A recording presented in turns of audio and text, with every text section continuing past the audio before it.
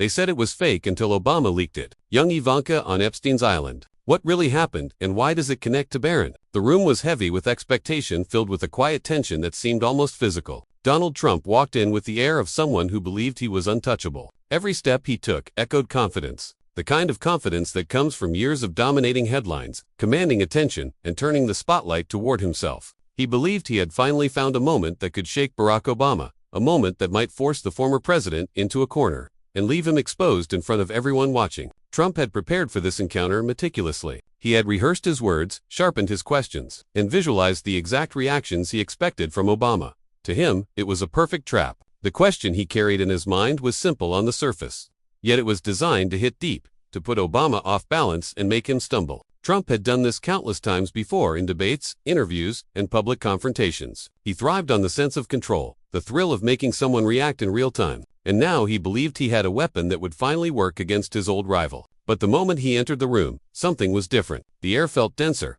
heavier. Cameras flashed, capturing every subtle movement, and whispers filled the space, bouncing off the walls. Advisors and onlookers shifted nervously, sensing that what was about to happen was more than a simple debate or argument. There was an unspoken understanding that this encounter carried weight beyond politics. It was personal, strategic, and charged with history. Trump's eyes scanned the room quickly, locking briefly with Obama's calm gaze. There was no hesitation, no flicker of surprise, the kind of expression that Trump often used to gauge a reaction from his opponents.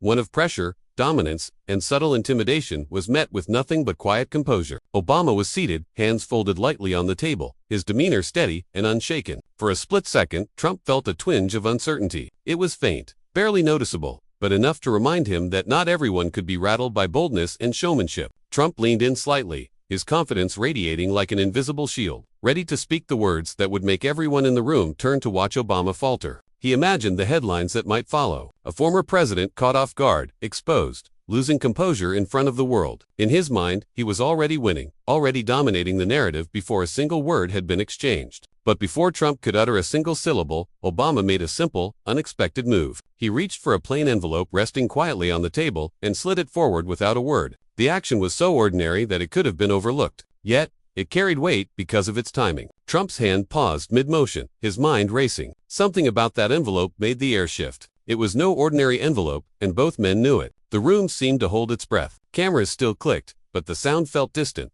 muted by the sudden weight of anticipation. Everyone sensed that what was inside the envelope could change the entire dynamic of this encounter. Trump's confidence wavered just slightly as he reached for it. He had expected this meeting to be his moment of control. Yet here he was confronted by a calm action that demanded attention before anything else could happen. Obama's voice broke the silence. Quiet but firm. "You might want to look at what's inside before celebrating," he said. The words were plain, almost casual, but they carried an unmistakable warning. They suggested that Trump's advantage was not as clear as he thought, and that the situation might already be slipping from his grasp. Trump opened the envelope slowly, eyes narrowing as he tried to maintain his composure. Inside, there was a photograph, grainy, slightly faded with age. It was a beach scene, seemingly harmless at first glance. But as Trump's eyes adjusted to the details, recognition and unease began to creep in. A young girl, barely a teenager, stood in the foreground, and in the distance, a figure unmistakably resembling him was captured. The island in the background looked familiar, almost hauntingly so. The room grew quieter as the realization sank in. Even the whispering voices faded into the background. Trump's mind raced, trying to process the implications of what he was seeing. He had walked into this room expecting to dominate, to corner a former president with a clever question, only to be confronted with something that demanded a response he wasn't ready for. Obama, as calm as ever, didn't rush to fill the silence. He simply watched Trump, letting the weight of the moment settle over the room. His steady presence contrasted sharply with Trump's flustered energy. For the first time, Trump realized that this encounter was not going to follow the pattern he had anticipated. He had prepared for a confrontation of words. But this was different. This was a challenge that combined facts, subtle strategy, and an unshakable calm that left Trump scrambling to regain his footing. The envelope, the photograph, and Obama's quiet confidence had shifted the power in the room. Trump, who had entered thinking he held all the cards, now faced a moment where the balance of control was unclear. And in that instant, the encounter stopped being just a meeting between two former presidents. It became a test of patience, strategy, and the strength of composure under pressure. Trump stared at the photograph in his hands, unable to look away. It was a simple, grainy image, but its weight pressed down on him like a stone. At first glance, it seemed almost harmless. A young girl standing on a sunlit beach, the waves softly lapping at her feet. But, in the distance, barely visible yet unmistakable, was a figure that resembled him. The familiar outline of the island in the background made the scene even more unnerving. Something about the photograph felt deliberate, like a puzzle meant to be solved, and yet it carried an undeniable truth that made his chest tighten. He swallowed, trying to compose himself, but it was impossible to ignore the thoughts racing through his mind. This wasn't a typical attack or a carefully worded question designed to rattle him. This was tangible. This was proof of something he had long tried to keep hidden. His usual defenses, the bold bravado, the loud deflection, the mockery, felt suddenly inadequate. Obama, still calm, let the silence stretch for a moment, giving the image its full weight. He spoke quietly, almost conversationally, but every word landed like a hammer. "This isn't just about Epstein," he said. "It's about your web of lies, and it started long before the White House." Trump's face hardened. His first instinct was to shout, to accuse, to push back with the usual rhetoric that had carried him through countless confrontations. "Fake news. This is just more lies from a failed president who's jealous of my family," he exclaimed, his voice rising. His words were sharp, meant to shock and deflect, but there was a crack in them, barely perceptible, that betrayed the unease he could not hide. Obama did not flinch. He didn't argue or raise his voice. He didn't need to. He let Trump's reaction hang in the air, allowing the reality of the photograph to speak for itself. Then, in a tone that was calm but unshakable, he began to explain. "I've already formed a small private team," Obama said, "journalists, data experts, whistleblowers, people who know how to dig through the layers and find the truth." He paused, letting the weight of that statement sink in. "We examined this photograph carefully.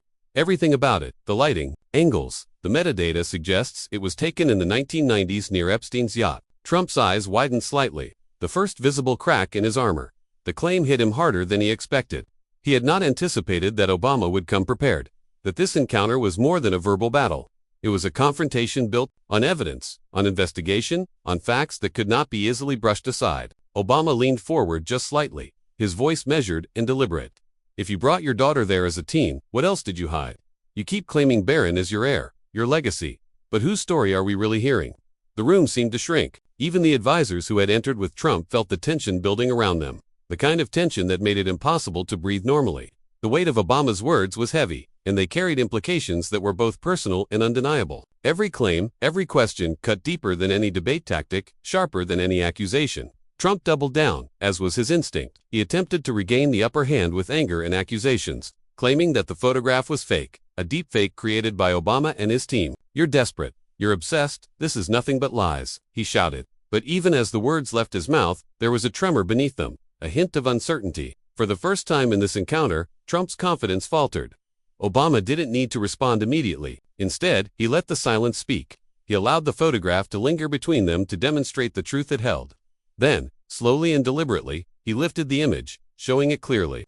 "This image exposes the rot inside your dynasty," he said. "Admit Ivanka's role in Barron's life, or the truth will do it for you." The calmness in Obama's voice was almost maddening. It was the opposite of Trump's usual style, the exact approach that had made him so effective in public confrontations. Whereas Trump thrived on intensity, on dominating through force, Obama demonstrated that steady reasoning and calm evidence could have a far greater effect. With every word, every pause, every calculated emphasis, he held control over the narrative. Trump tried to laugh it off, but it was strained and hollow. The sound lacked the usual confidence, the swagger that had carried him through countless public confrontations. Underneath it, though, a tremor of fear and uncertainty was clear. He realized that for the first time, he wasn't setting the tone. He wasn't dictating the conversation. Obama was. And in that moment, it became painfully obvious that the photograph, the calm explanation, and the carefully gathered evidence had shifted the balance of power entirely. Trump had walked in thinking he had a weapon, a question, a strategy that would corner Obama.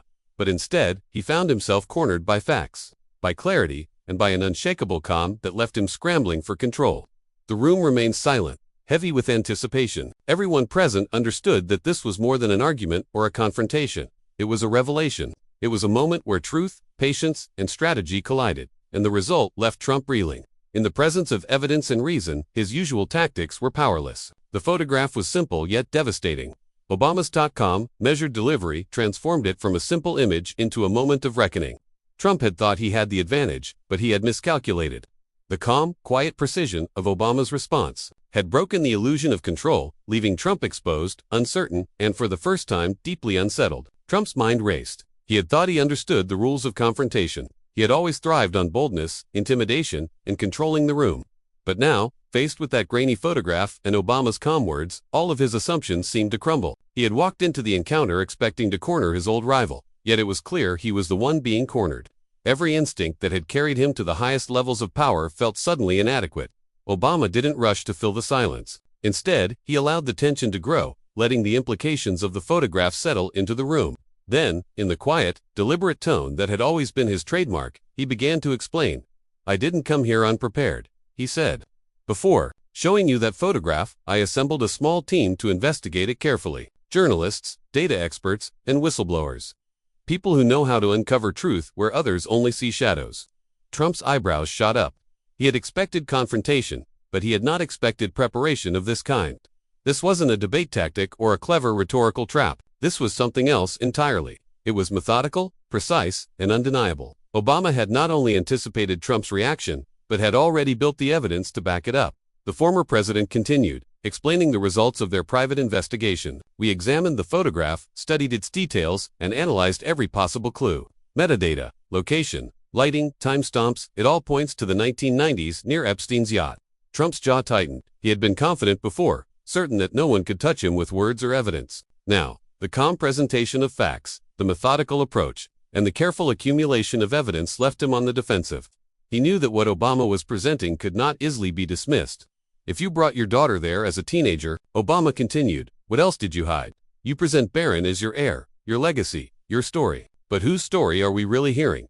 Trump's mind scrambled. The weight of the claim, framed in such a simple yet powerful way, made him pause. This wasn't about a single photograph anymore. It was about context, consequences, and accountability. The question didn't attack him with insults or mockery. It exposed the layers of actions, decisions, and omissions that could no longer be ignored. The room felt heavier with each word. Advisors and onlookers who had entered, expecting Trump to dominate the encounter, could sense the shift in power. The energy in the room had changed. Trump's boldness, his usual confidence, was meeting something he had not anticipated. Careful reasoning, patience, and evidence. He had always thrived when he could throw words like punches, when he could dominate a conversation with force. But here, force alone could not win. Evidence and calm logic had the upper hand. Trump attempted to push back, as he always did. He raised his voice, accusing Obama of fabricating the photograph, claiming it was a deep fake designed to embarrass him. "This is fake. You're obsessed. You're desperate. You can't let go of 2016, he shouted, hoping that volume and aggression would create doubt. But Obama remained steady, his calmness a stark contrast to Trump's rising tension. He did not shout or argue. Instead, he presented the facts again, slowly, clearly, without malice or provocation. He explained that the photograph had been thoroughly analyzed by experts, that every detail had been checked and confirmed. The conclusion was simple, but devastating. It was real. It had a context, and it mattered. Obama continued, his words cutting deeper than any accusation could. "We traced every detail in the photograph. The beach, the island, the shadows. Everything matches the records we could verify. This is not speculation. This is evidence. You cannot dismiss it because it speaks for itself." Trump's confidence faltered. The force he relied on to dominate conversations, to dictate narratives, now felt powerless. He realized, perhaps for the first time in this encounter, that he was not controlling the room. He was reacting. He was defensive, and every word Obama spoke reminded him of that fact. Even Trump's closest advisors began to shift uneasily. They had been prepared to back him up, to reinforce his confidence with their own presence. But the meticulous approach Obama displayed left no room for easy rebuttal. There were no exaggerations, no bold claims, without support. Just facts.com, reasoning, and evidence that could not be ignored. Obama's strategy was simple but effective. He had anticipated Trump's reaction and countered it not with anger, not with loud rhetoric, but with patience and preparation. The photograph, once a small image in an envelope, had become a weapon of undeniable clarity. It forced Trump to confront a reality he had carefully avoided, and every attempt to deflect or dismiss it fell short. Finally, Obama lifted the photograph again, holding it steady as he addressed Trump. "This image shows what has been hidden for years. The choices you made, the secrets you kept, they're all part of a story that can no longer be ignored. Admit it, or let the truth speak for itself." Trump's laugh, which he tried to use as a shield, was weak and hollow. He had walked in believing he held all the power. But Obama's preparation and calm approach had shifted the balance. The evidence combined with patience and reasoning had broken through Trump's usual defenses. For the first time in this encounter, he was not the one in control. The private investigation had turned a simple photograph into a moment of reckoning. It was not about intimidation or loud accusations. It was about facts, analysis, and deliberate presentation. It was a reminder that preparation and calm reasoning often have far more power than force, bluster, or bravado. Trump had entered the room thinking he could trap Obama, but in reality, it was Obama who had trapped him, and the full weight of that realization was only beginning to sink in. Trump tried to regain control. He had always relied on aggression and force, on the ability to dominate a conversation with sheer confidence. He thought that if he raised his voice, if he attacked Obama with accusations and insults, he could wrest back the advantage. "This photo is fake. You're obsessed. You're desperate. You're trying to destroy me," he shouted. His words rang out, sharp and forceful, but even to his own ears, they lacked the usual authority. The calmness in Obama's response made Trump's anger feel hollow.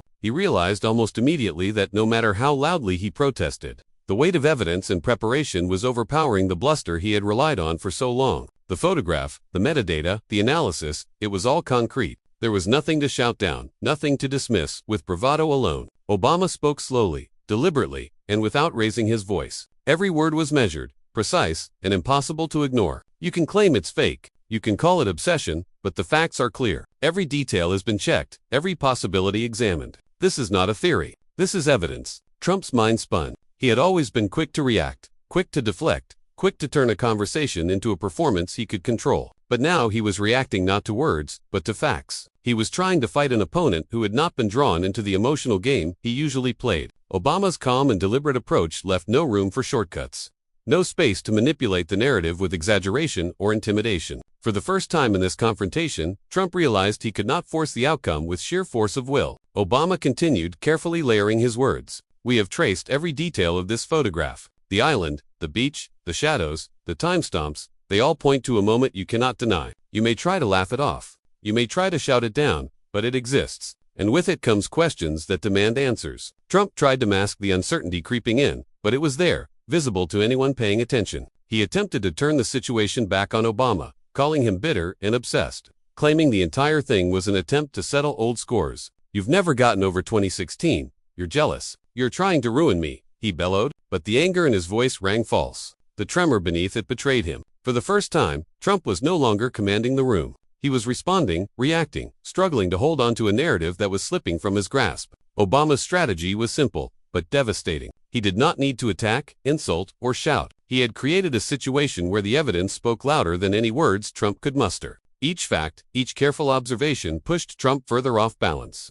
The calm, measured delivery amplified the impact of every detail, creating pressure that Trump could not counteract with volume alone. Then Obama lifted the photograph again, holding it deliberately as he addressed Trump directly. "This image exposes the rot inside your dynasty. Admit Ivanka's role in Barron's life or the truth will do it for you." The simplicity of the statement was striking. It was not an accusation meant to provoke anger, nor a question meant to trap. It was a fact, a clear challenge, and a demand for accountability. Trump's usual tactics, loudness, deflection, mockery, were useless here. There was no way to attack the evidence without attacking reality itself, and Trump could sense that he had no option but to respond. He tried to laugh it off, attempting to make light of the situation, but the laugh was strained, hollow, and unconvincing. The more he tried to reclaim control with humor and bluster, the more the reality pressed in. Every pause, every calm word from Obama reminded him that he was losing the narrative. He had walked in thinking he held all the cards, and now he could feel them slipping through his fingers. The advisors around him shifted uncomfortably. They had come ready to reinforce his confidence, ready to back him up if things went wrong. But the methodical precision of Obama's approach left no room for interference. There were no gaps to fill, no weak points to exploit, no exaggerations to counter. Every claim was documented, every fact verifiable, and every statement delivered with patience and clarity. It was a reminder that preparation and calm reasoning often outmatch aggression and force. Trump tried again, raising his voice, attempting to drown out the facts with noise, but even his own voice seemed to betray him. The underlying uncertainty, the tremor in his tone revealed what the room could already sense. Trump was no longer controlling the stage. He was reacting. He was defensive. And in the presence of Obama's .com authority, that was a dangerous place to be. Obama continued without flinching, without hesitation, without urgency. "Every detail in this photograph has been examined," he said. "Every shadow, every reflection, every timestamp. The facts do not lie. You can claim otherwise. You can try to deflect, but the reality is clear. The choices you made, the secrets you kept, they are all visible. You can hide from them, or you can acknowledge them. The truth does not require permission." Trump's laugh faltered again, weaker than before. His usual defenses, The noise, the attacks, the boldness, had been stripped away by calm reason and evidence. The room had shifted completely where he had walked in intending to dominate. He now faced a man who had turned patience, preparation, and evidence into an unassailable force. The pressure built steadily, inescapably. Every word from Obama layered fact upon fact. Every observation reinforcing the reality that Trump could not escape. The photograph had become more than an image. It had become a symbol of accountability, a representation of a past that could no longer be denied. Trump could try to shout, to deflect, to dismiss, but it would not change the truth. And in that moment, it became undeniable. The advantage was no longer Trump's. For the first time in this encounter, Obama had complete control, not through volume, not through theatrics, but through clarity, calmness, and the quiet weight of truth. By the time the confrontation reached its conclusion, the balance of power in the room had shifted completely. Trump had entered with confidence, convinced that he had the perfect trap for Barack Obama, certain that a single question carefully framed could rattle the former president. But what he had underestimated was the combination of preparation, calm reasoning, and patient presentation that Obama had brought to the encounter. Every strategy Trump had relied on, loudness, aggression, intimidation, had been neutralized by a force far more powerful. Truth delivered steadily without rush or spectacle. The photograph, once a simple, grainy image tucked inside an envelope, had grown into a symbol of accountability. It had forced Trump to confront aspects of his past that he had long avoided, moments he had believed could remain hidden or unchallenged. Each piece of evidence, each layer of analysis Obama had prepared in advance, reinforced the same lesson: boldness alone cannot hide reality. For the first time in the room, Trump was not dictating the conversation. He was reacting to a set of facts he could not control. Trump tried to regain some semblance of authority. He raised his voice, attempted laughter, and called Obama obsessed,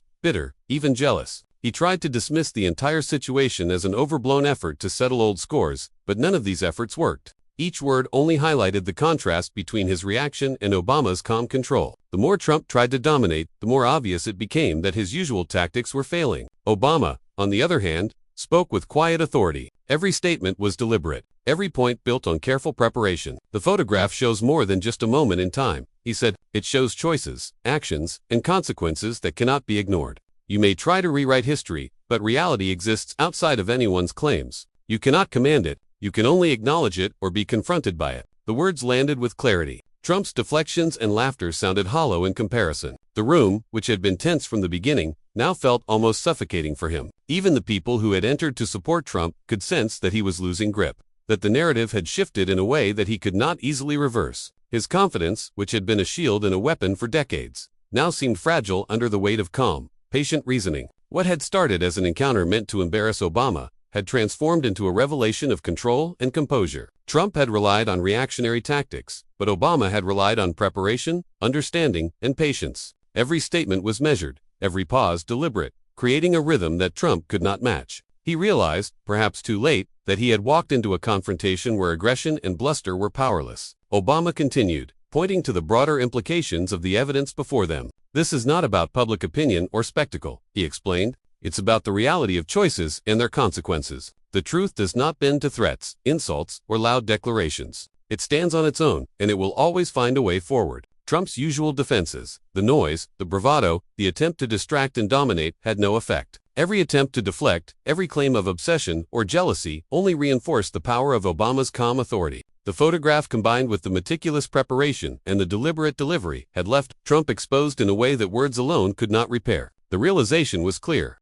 Control in a confrontation does not come from loudness, intimidation, or force. It comes from clarity, preparation, and the ability to remain steady under pressure. Obama had demonstrated that patience and evidence are more persuasive than anger, more powerful than aggression, and more effective than any attempt at intimidation. Trump's responses became increasingly desperate, his attempts to laugh, to shout, to redirect the conversation growing weaker with each passing moment. He could not turn the situation in his favor because the advantage had long since shifted. For the first time, he understood that he could not control the room with force alone. The calm, methodical presentation of truth had broken his confidence in a way he had never experienced before. Obama closed the confrontation with a simple statement, one that summed up the lesson of the entire encounter. The truth has a way of revealing itself. He said, you may try to hide it, ignore it, or deny it, but it will always find a way to be seen. The question is not whether it will come to light. It is whether you choose to face it with honesty or continue to be defined by the stories you cannot control. Trump realized in that moment that he had walked into a situation far more complex than he had anticipated. He had thought he was setting a trap, but the trap had been turned on him. The calm authority, preparation, and patience that Obama had displayed had completely shifted the dynamic. Trump's confidence, built on years of public dominance and aggressive tactics, had been challenged in a way he could not overcome. For everyone in the room, the lesson was unmistakable. Leadership, influence, and control are not built on aggression or fear. They are built on preparation, clarity, and the ability to remain steady under pressure. Obama had shown that calm reasoning and evidence carry more weight than loud claims or threats. In this encounter, that principle had been made undeniable. By the end of the confrontation, Trump's initial confidence was gone. He had walked in thinking he could control the situation, but he left confronted by evidence, reasoning, and a calmness he could not match. The encounter became a reminder that true authority is not about dominating the moment with force. It is about guiding it with preparation, patience, and clarity. It was a moment that would not be forgotten. It was not about winning or losing in the traditional sense. It was about the power of calm, the weight of truth, and the realization that even the most confident and forceful can be challenged and unseated. When faced with reason and preparation, Trump had thought he had the advantage, but Obama had shown that calmness, clarity, and evidence could break even the strongest facade.